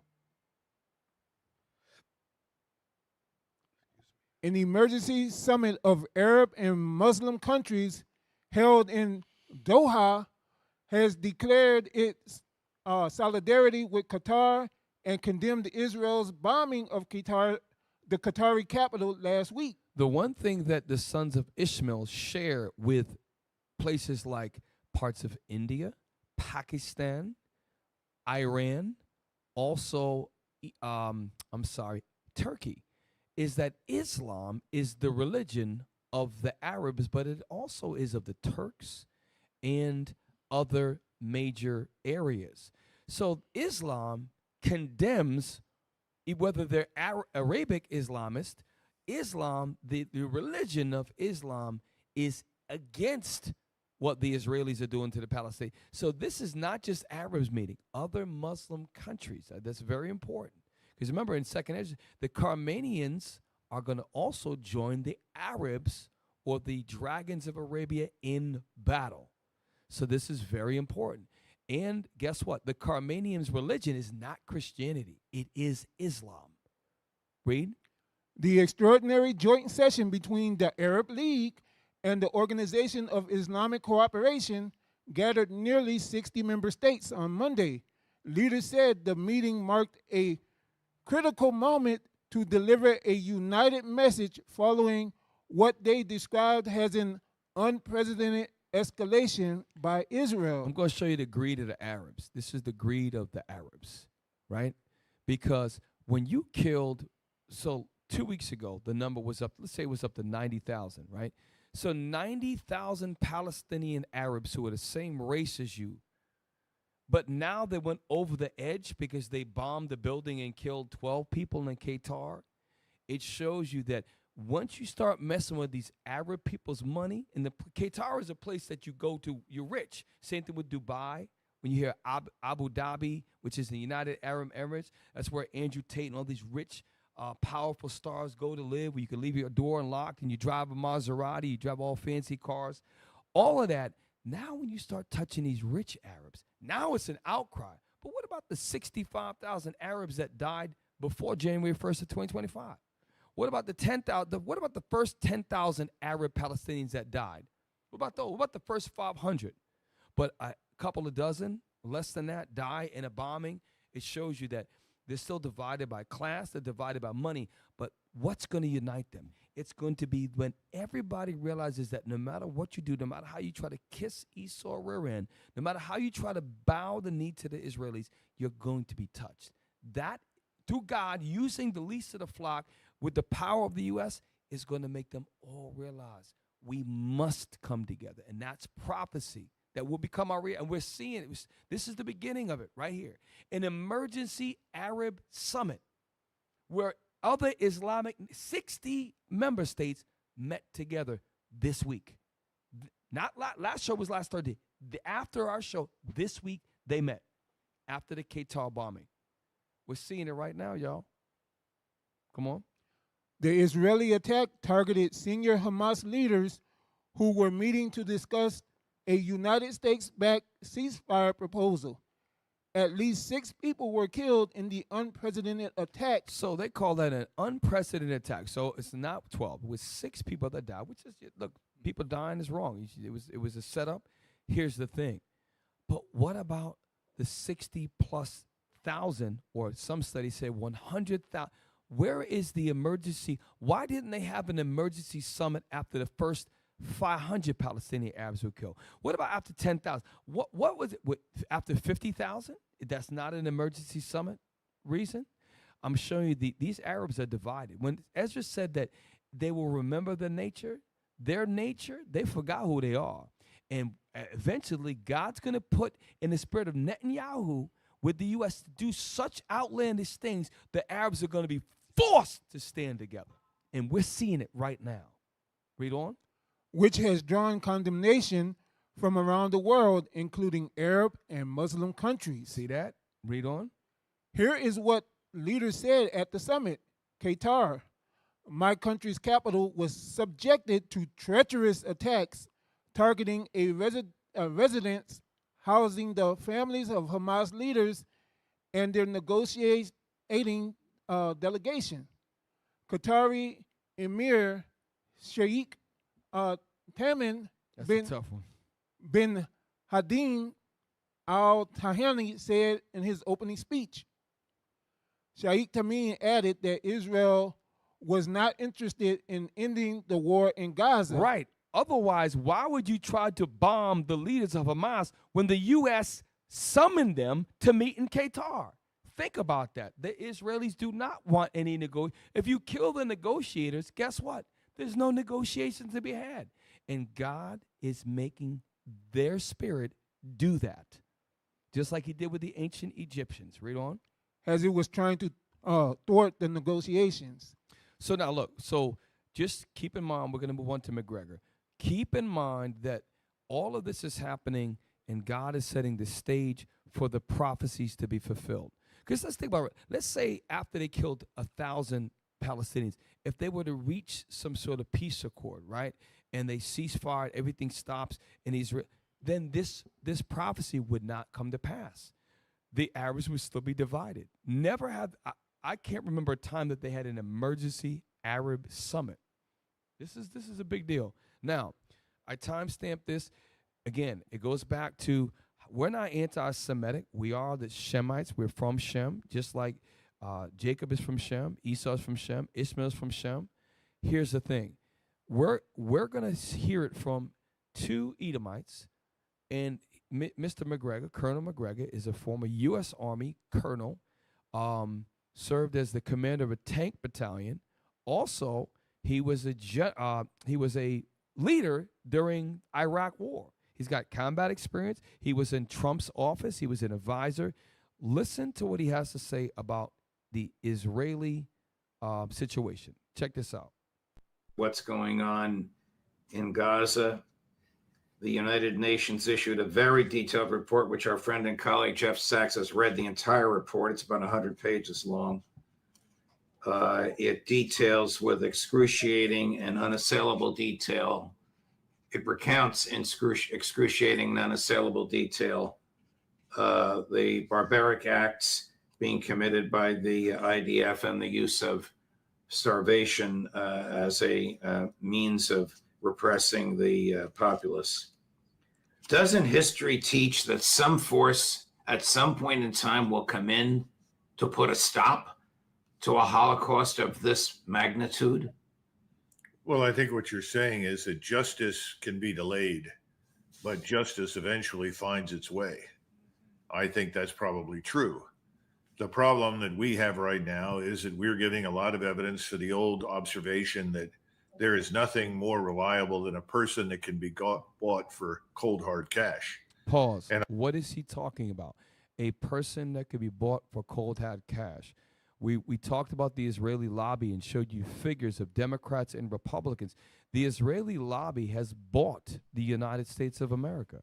And McGregor this is why he doesn't get back in office, because any viewpoint outside of unconditional support for Israel is deemed you have no place. To the point where the Secretary of State is trying to introduce a bill that if you criticize Israel, they can revoke your U.S. passport. That is power beyond measure for criticism of a country that's committing genocide, ethnic cleansing, and starvation of the people.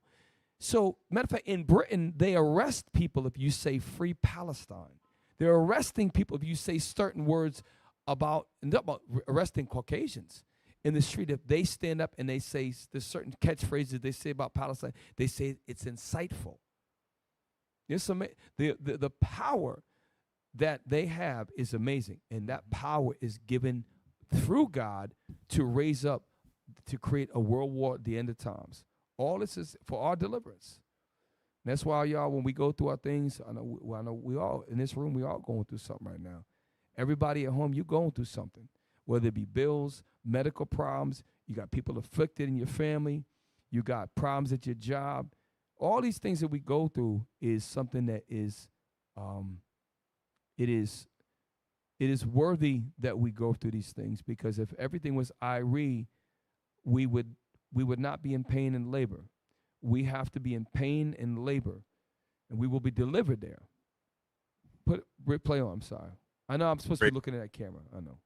That's what the Israel lobby has discovered about us. We have been purchased. Our government has been purchased. There's no moral justification for any of this. There's no strategic justification for it. This recent attack on Qatar was something that we knew about. We helped to enable it, frankly. The British provided air refueling assets. All of this is part. So when you just don't put it on me, please. If you're going to carry out a combat mission with, say, an F-35 or F-16 fighter, whatever type, they burn up so much fuel. So what happened is the Britons had refueling. So it was a joint operation with different countries. So in midair, that's what it means. They refuel in midair. They have big lines they drop. They refuel their fighter jets, so they don't have to fly back to a base in midair, y'all. Well, how would he know that? Because he's a colonel, in the U.S. Army. He knows about that. Okay, he was an advisor to President Trump in his first term. Why would it eat him? That shows you, even though he's talking about, even though other scholarly people and military people of noteworthy accomplishments, even though they're bringing it forth, even though actors are saying free Palestine and people from different countries, even Ireland and Australia, it doesn't matter. It shows you the power of the Israelis. It's beyond measure. It is literally a divine power, to the point where how could these people starve people on social media, kill over 100,000, maim 100,000 more, and in the name of what? In the name of defending itself? That woman on the floor said, "Oh, this is preposterous. Hamas must turn over all this so the people of Gaza can be free." And they can say that, be the one voice, and shut every voice down in the United Nations. That is a power from God, man. Hey, Cap, I saw. Bring it out, please. The previous article before we jump to the other one, where Rubio was speaking, it said they said they still have 48 hostages on the Gaza Strip, but they suspect 21 of them are dead. I suspect all of them are dead because they done bombed. You can't even find the building over there now. Every upright structure has been laid waste over. They bombing everything. So where's Hamas putting these alleged hostages? They killed them themselves. That way they can continue the war. You can never recover those people. Right. You killed 100,000 for 48? Where's the how is that symmetrical? How does that work out in your mind? We'll kill up everybody. If you kill one of us, we'll kill all of you. Yeah, because they didn't show. Do you think they would show a picture like our heart goes out to their families? Here's the pictures of the hostages that were taken. No, they ain't showing anything. They just keep dropping bombs. False flags. The hostages that Palestine supposedly still have is gold and oil. Right. That's the hostages, because that's what they over there for, the resources. Hey, get that frame is mischief by law. Mm-hmm. Because if I am, and Job says, the earth is given to the hand of the wicked, showing you that if the U.S. was not the most powerful force in the world, then countries that had some moral stance would come together unilaterally for the morality of a people that's being starved to death, to being forced into concentration camps and bombed. Hey, you have 2 hours to get out, or 12 hours to get out. You got to be. Then they bomb where you're going to. That's some evil beyond measure. But here's the thing: this is why we know it's of God, because you can't stop it. You're framing law by mischief, meaning, okay, I'm going to say a law here, and when you try to get me on that, I'm going to change it over here. That only a person that is in power can do that. Okay? All of them people in the United Nations Security Council, every single one of them said, we are for a ceasefire. That's what it was, ceasefire. The U.S. vetoed, no, we're not.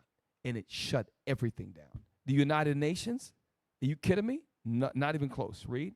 This is the book of Psalms, chapter 94 and verse 20. Yes. Shall the throne of iniquity have fellowship with thee, which frameth mischief by a law? Right. The throne of iniquity is talking about Babylon the Great. During the time of Babylon, it was Babylon. During the time of Persia, the throne of iniquity is the throne of sin. Okay, we have always been in captivity. This throne of iniquity, Babylon the Great, this is our last captivity. This is the throne of sin. In Revelation, John said, her sins have reached the heavens. Okay? And read Revelation 18, verse 4. Hold that. The throne is a kingdom. The kingdom of sin. That's what it's talking about. The kingdom of sin is the United States of America. Which they Bring it up. claim is a Christian nation. Yes, sir. And they are backing the genocides and all of the facts, the wrongs that's going on earth. There's no Christian congregation I've seen here standing up to say this is wrong, but yet they point the finger down in Venezuela and say that they bring in drugs in the country, and now we got to attack them. It's always war. It's always war. That's they belief. Praise the Lord, pass the ammo. Haven't you heard? That's what they do. They say praise Jesus. They load them up, boys. That's Esau. They did the same thing with the conquistadors. They did the same thing in the land of Boricuan. They did the same thing when they in Haiti. They did the same thing in Mexico. They brought the cross. You don't want to accept it. Here's a sword. Here's a musket.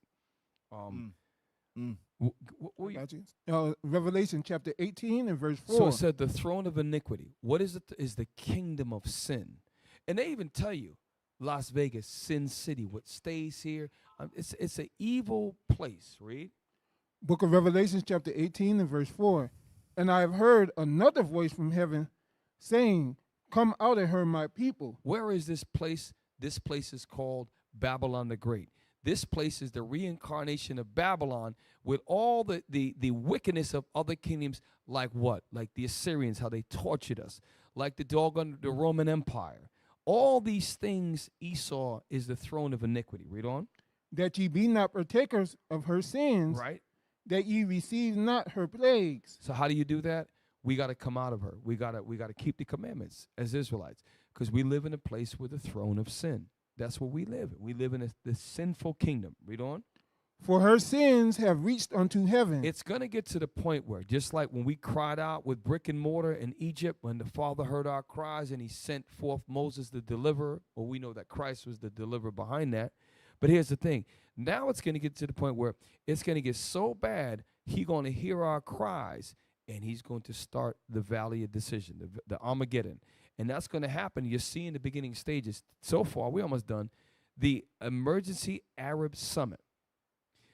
What broke the straw that broke the Arabs' proverbial back, to put it like that. You can kill tens of thousands of poor Palestinian Arabs. But when you start touching the Arabs' money cities, now it's a devastating travesty. But they're going to realize you rich Arabs, you poor Arabs, you Saudi, you're all a bunch of Arabs. You are cut from the same cloth. And the Israeli agenda is one of God's putting in their mind. Most High is hardening the heart of Netanyahu. They bought the whole U.S. government, the Democrats, the Republicans, and there's nothing that we can do as American citizens. It is nothing that any other country could do. Not Ireland, not England. Nobody can do anything. That's why the prophecy is going to come to pass. You're going to see these things, second edges. You're going to see Russia. You're going to see China. They're going to rise up. And remember in Isaiah 14, it said, is this the man that did weaken nations? They're going to be, they're going to be destroyed. Okay? We're almost done. Read on. Same lobby and same power in the United States and in the West right now. Will this continue? I guess it will. At some point, the money may run out. We don't know under what circumstances. Our economies are fragile. If you look at the bond market, which the British call gilts in London, it's only a matter of days, maybe weeks, before the entire British economy implodes. Financially, the rest of Europe is not do much. Me a favor. If y'all been tracking, type in British protest on Big Ben, on the bridge. When you look, if y'all been watching the news, there's a major, major demonstration of people in Great Britain, right in London. Pull up, you saw that? I had it in a Watchman report. It's like 100,000 of them out there. Right. So, Officer Michael, pull up that article. Did you read the whole thing? Let's read the article. I just read the title. Listen, that is some good information right there, because they're protesting. Here's the point. The citizens, I don't know if you remember this, but we covered it about 2 years ago before the Israel war, October 7th. it talked about how farmers were uprising, and they had all protests throughout England, and even before the Ukraine war, they had protests in different cities like Madrid, Spain, and all these in Italy about NATO gotta go. They had all of that because the citizens were tired of being oppressed. I'm talking about European citizens. It's the same thing now. They are tired. Focus on resources and make our country better. All these resources are going into fighting the Ukraine war through NATO. Right, well, the U.S. is behind that, of course. And now the Israeli. China has a high-speed rail system that is far beyond our capacity. China's technology and AI and other things are blowing, even electric cars that blow us out of the water. Yet we have a $37 trillion debt. China invested $1 trillion in their infrastructure. But yet you go right now, you got potholes the size of doggone big giant plates in the road, okay? You've got failing bridge systems. You've got horrible train systems. And guess what? The U.S. could fix all of that. But they give hundreds of billions of dollars to Israel alone, not to mention all these other 845 military bases. And what Esau's starting to realize is if we just spend a fraction of that money at home, if you put $1 trillion into the infrastructure system of highways, trains, shipping, manufacturing, $1 trillion, which is 1/37 of the debt. If you did that, you know how many jobs you would bring to have to build up all of that? Yes, sir. You know where they get a lot of that money to give to the Israelis? That's the programs that they cut from the so-called minorities here. They're taking away the food, lunches, housing, everything that was like the DEI that was given to try to equalize some of the inequities that the so-called blacks had here. We couldn't get jobs because just color of our skin. Not because we wasn't educated, because the color of our skin. Right. So those who were educated and were qualified with jobs was able to get jobs. But they turned it into, we got people, well, we ain't going to mention his name, but we got people saying, if that person's driving the plane, we got to check and see if he's qualified. He couldn't get to drive the plane unless he passed all the tests and so forth to get to drive the plane. And so what they take from us, they are giving to the people over there. Right, and there's a movie called The Help. Sisters graduated from college. They had all type of degrees, and the only job that these black women could get was to be housekeepers. And that's a very a reality. And here's the thing. You go back to, just look at the U.S. military when it was desegregated. Look at how they kept, they were treated when they went over to World War II. They were treated like second-class citizens, even over there. So the history of this country is this. You said it perfectly. It's absolutely, DEI doesn't do it justice. Whether we were, in matter of fact, black people have to be the best of the best of the best Absolutely. to be average. But here's the thing. In the world, I used to worry about stuff like that. But now in the truth, we know Esau is the enemy. We have to entreat, we have to be at peace with all men. Don't be surprised if people are plotting you, because that's in their spirit to not. They have a perpetual hatred of us. Once we understand that, you can be at peace with them, knowing who they are. A lot of times we're surprised because Jesus is coming at us. Well, if you understand that Jesus is black, the Israelites, the 12, we are so-called black people, and you understand your Savior is coming and looks like you, then you don't hold that person in such a high regard. You take the power away from him. But when you emotion, you think that he's supposed to love me. You try to win his affection. You try to win his acceptance. We don't want his acceptance. We want mercy and captivity. We don't need his acceptance. We know in the spirit that we're better, we're stronger. We are better people. And God showed us that. So that's a series of shows. What is this? Yes. BBC News. Dozens of officers injured, has up to 150,000 join Tommy Robinson rally. So this happened Sunday, and it showed. Is there a picture in this? Listen, this doesn't do. When you saw you saw the aerial view, it showed. It looked like hundreds of thousands of people on the bridge, to the point where the commentator said, gee, Chuck, I wonder if the weight of the bridge will be able to hold the people. He says, I don't even know. This is happening this week in central London. Why? Because they know that the structure of the government, instead of the same thing in the U.S., instead of helping England and helping the United States, all the monies are going to other places around the earth. And this is why they were pissed, because when you, same thing in Central and Eastern Europe, they were dependent on cheap Russian oil. And once they blew up the Nord Stream pipeline, okay, all the Europeans became enraged, okay, because now they don't get to have the quality of life that they used to have. And now this is a boil over of that. This is a boil over of the frustration of British citizens, because they realize their government are failing them. But what they don't realize is God is raising up all of this. NATO, in Revelation 7, NATO is going to rise up. The people are going to be so infuriated. The leaders are going to go doggone. Eventually, they're going to get so much pressure, they're going to go against the United States of America. Right now, they still show you that, oh, Donald Trump just came from England. He just came from England 2-3 days ago. He just came from England, and you would think that the relations are strong again. No, it's not. Because, Cap, you can look at, you hit on it earlier, how they're putting National Guard in all these cities. Oh, yeah, the crime is bad, this and the third. What Esau does is he forward thinks.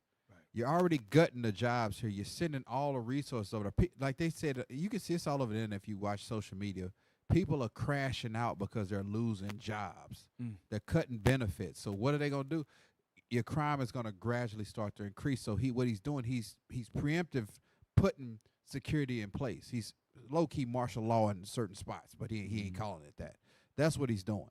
Yep, that's absolutely true. That's a hell of a point. It's almost like the South has rose again, because they're occupying all of the northern cities, basically, with the black communities in it. So, it is low-key martial law. We got to see this, man. We got to see. And the Lord's behind, Most High God is behind all of this. And as times get tougher, this is why Zephaniah said we got to gather together. That means, brothers, get your bills low. Don't take on debt you don't need. If you're going to get some land, grow some food, come together, unite, take care of each other. Okay, take care. You brothers come together, help fix your cars. Be on the same page. Your car payment is a trap. Okay, get land and get your house paid off, or get it so we don't have debt. So when things happen, we have a little bit of flexibility in captivity. We have to gather together. Read, play. So I guess when these things happen, there will be an epiphany, and we will simply walk away because we can't afford to stay and do what we're doing. But at the moment, that's the best we can do. It would be wonderful if President Trump simply picked up the phone and said, look, I've gone as far as I can with you on this, and I can't in good conscience as the President of the United States continue. I see no evidence. The reason why he cannot do that is because a president has executive power, but he cannot do certain things.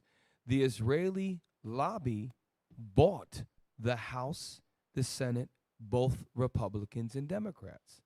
So he has, and notice, has Trump criticized Israel about their, he has said stuff about Benjamin Netanyahu, but he has not criticized, and he has followed every other president from Barack Hussein Obama, Jimmy Carter, Richard. They all had to do the same thing, which is go to the Wailing Wall with the little yarmulke hat on their head and support unconditionally the Israeli agenda. That's what we're seeing. That's what, pull up the thumbnail again. I'm telling you right now, in order to be a rogue state of only 7 million people, and there are hundreds of millions of Arabs and Muslims in that region, and you got everybody shook, and you got everybody, you are a rogue state. You are a rogue state, and the only way you can be a rogue state is if the most powerful player on the game is being controlled by you. And that's what's going on. But they're not like the ancient Israelites, who the Most High fought for and battled for. What backs them is not the Most High. It is the Western nations that give them their power. Hey, can we look that term up, rogue state? I'm glad you said that. Let's look that up. Because we're going to see that the title of the show is 100% spot on accurate when we read this definition. So the AI overview says the term rogue state is a controversial and unofficial label used in international relations to describe a country that violates international norms and threatens world peace. And that is Israel 100%. It says, although the United States popularized the term after the Cold War, it has received significant criticism from scholars and policymakers for being inconsistently and subjectively applied. So they would call countries like Iraq a rogue state or Iran a rogue state, but they won't call Israel a rogue state who is doing not only the same things, but you can argue that they're doing far worse than Iraq or Iran has ever done. In this, there are experts that are professors that are experts on warfare. We've had a bunch of there's a Normal Finkelstein. We covered him. He actually graduated from Jerusalem University, Jewish. His grandparents were in the Holocaust, all that. And he condemns.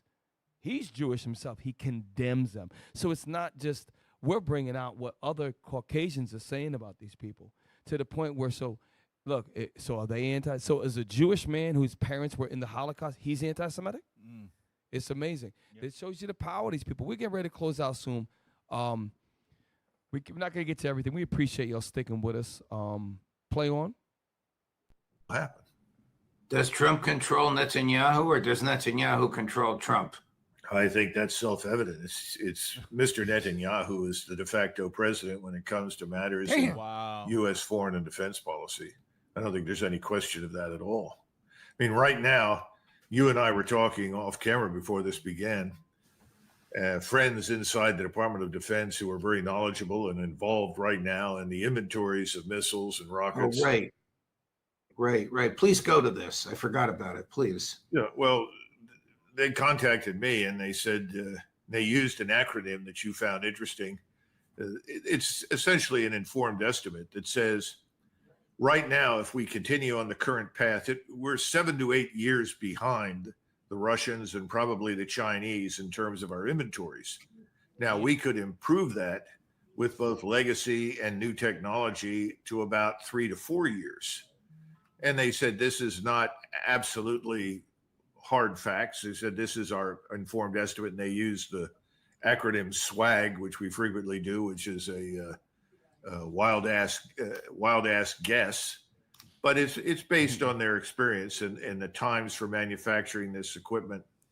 And we have no surge capacity, as we've discussed before. The point is that if we were to go to war with any major power, we would run through our existing arsenal very, very quickly. So if we were really concerned about our own security, which I think we should be, we would be much less provocative than we are. Now, obviously, Venezuela is very weak, and Venezuela would not tax us greatly if we decided to destroy it. That's not a vote in favor of doing so. I think it's a dumb idea and unnecessary.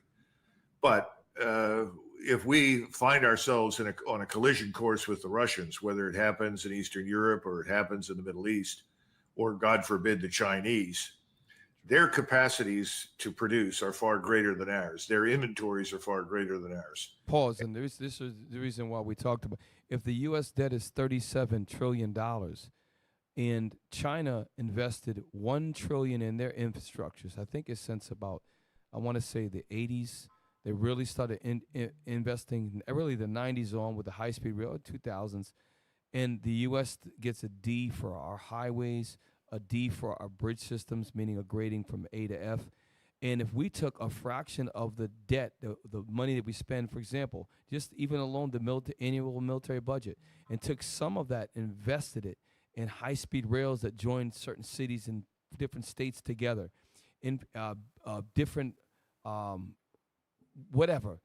better road systems, now, and to create that, you need hundreds of thousands of jobs, which increases is good for the economy. People now have more money coming in. They can buy things.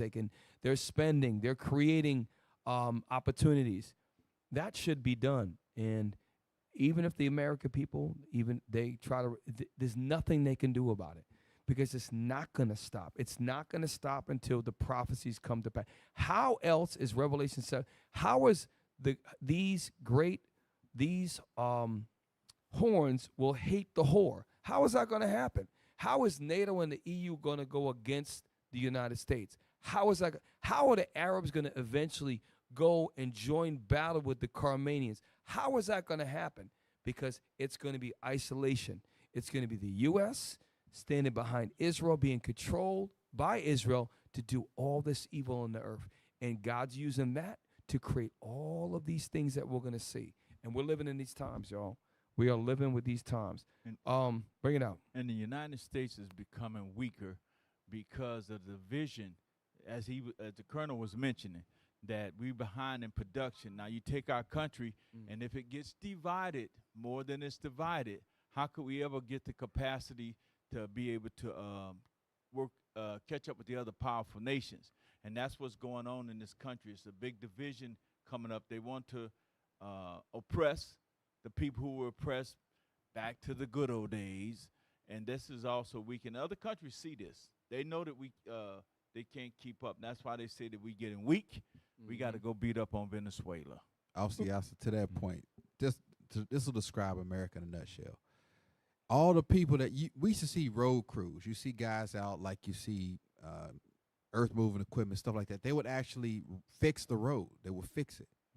You see little pickups now with guys, little shovels, just patching the road up. Then you'll see a DOT agent down the road pulling over the truck driver saying, "Hey, I gotta cite you because your vehicle's messed up." Well, the roads are. I don't care. They literally getting juice, trying to get juice out of a turnip. You're not fixing the problem that's leading to a bigger problem. Right. You're just putting a Band-Aid on. That's America right now in a nutshell. Yep. It's crazy, right? That he used that acronym SWAG or WAG, because he said it's a wild ass guess that we're 7 or 8 years behind the Russia or China, so it could be 14 to 16 years behind. And he said it's a wild ass guess that we can cut it in half. So that tells you exactly how far we really are behind. If it's a wild ass guess, that is that number. On your point, Officer Miguel, pull up. What is the ship producing capacity of China? They are able to produce massive amounts of warships in China, to the point where we had a company in Groton, Connecticut called Electric Boat. You might have heard of it. We got a company called Sikorsky. You ever heard of that? Is that what what's the one that makes helicopters? I think it's Sikorsky. So there's a couple major companies, but in China, they have capacities beyond what we can even dream of. Yeah. It says China possesses the world's largest shipbuilding capacity, which is over 200 times greater than the United States. And tell you why. Ingalls Shipyard, which is right here in Mississippi, they just shut it down almost completely. Avondale Shipyard is where they built ships here. They shut it down completely.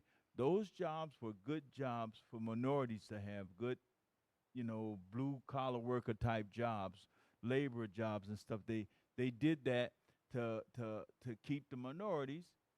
They're going to use the economical language and all of that, but how does it end up affecting people? That's the real result. And it really killed the black communities down here. No jobs. Hey, to your point, there's a company here that I know of that it took about 4 years for them to get one ship built here locally. It took them about 4 years to do that. And so the point is that these countries see that, obviously, as I mentioned, they see that we're divided. They're divided. You've got because of political ideology, a famous young man, Charlie, I'm just saying with the facts, was killed by another Edomite who disagreed with the fact how he criticized their way of life. Now, at the end of the day, that's a house divided. These are Edomites warring with other Edomites based upon morality, so they say, right? The point is that China, their people work together to move their nation forward. That's why people in Great Britain are so up in arms. They're trying to make Britain great. Let's fix Great Britain. Let's fix Poland. But what they don't understand is that there's nothing they could do. The U.S., nothing we can do to stop it. Right. The American dream is going to become a nightmare. And we're going to be living in it. This is why, let's get Zephaniah 2 and 1. We hear it at least probably once a class. Bishop Yawsop talks, our bishops, Bishop Nathaniel talks about how we have to really bring this thing to pass. And it's on so many levels. Economic, how we have to come together economically, meaning we have to make the decisions that eventually when jobs are lost, when people start getting let go, right, like they did with the Garveyites, we're going to have to come together. And Bishop talked about it 2015 when we first got out of school in New York. He said, listen, I'm beyond that. He said, my mind is on Africa. And look what we've done since then. Incredible development. He said, my mind, and I will never forget this. He said, my mind, meaning, which is our mind, Israel, was about community living. And that's what we did. All throughout Persia Mede, all the captivities, the Israelites were always together. Now we're divided. Meaning, in one city, we live in pockets here and there.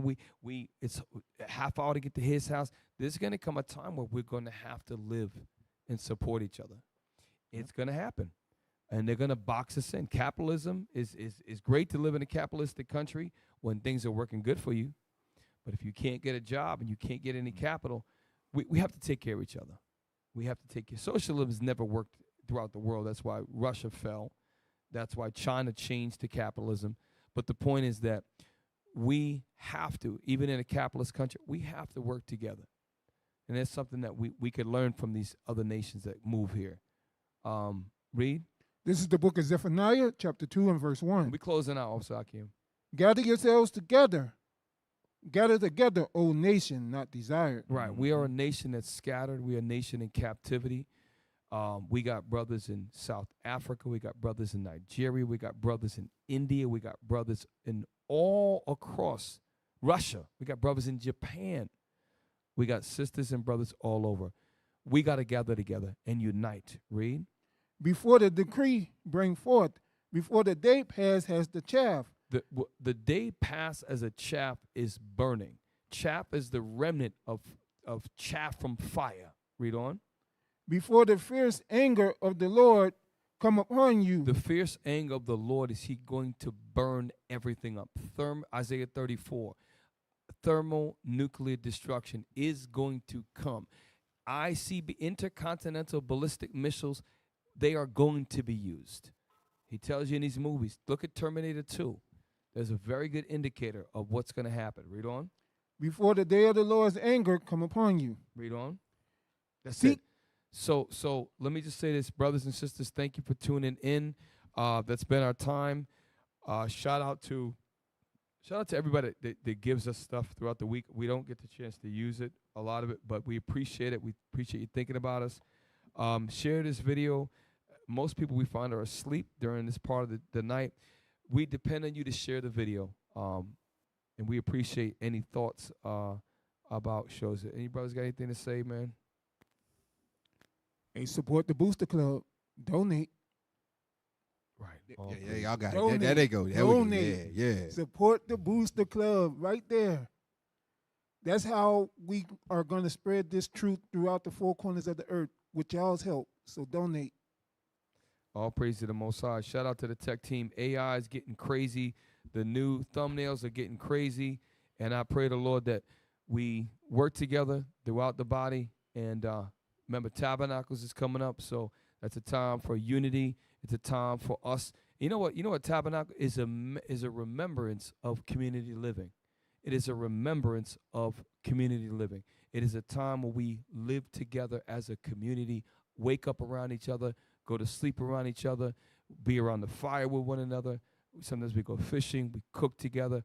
This is it. This time of the year should inspire us to work towards that level. So with that, we are your host. I'm Captain Shem, y'all. Officer Micah. Officer Yasa. Officer Mikael. Hey, thank you for staying with us. I know I look tired. Shout out to everybody that shares our link. And with that, brothers and sisters, we say Shalom. You're never gonna see this on any mainstream news. This ain't what you want, this is what you need. Ain't never forget. Yeah, they made us slaves, hung our kids from trees. I never forget. Nooses on our neck, whipped us till we bleed. And they gotta get it. Hey man, call it Galatians 3:13. You're now tuned in to Precept upon Precept. Crew so strange. Look at how low they hang. Oh man, took out the chains. So when the wind blow, we just swing. Much oppression, never kill 'em. Breaking dreams and it's bitter. Ready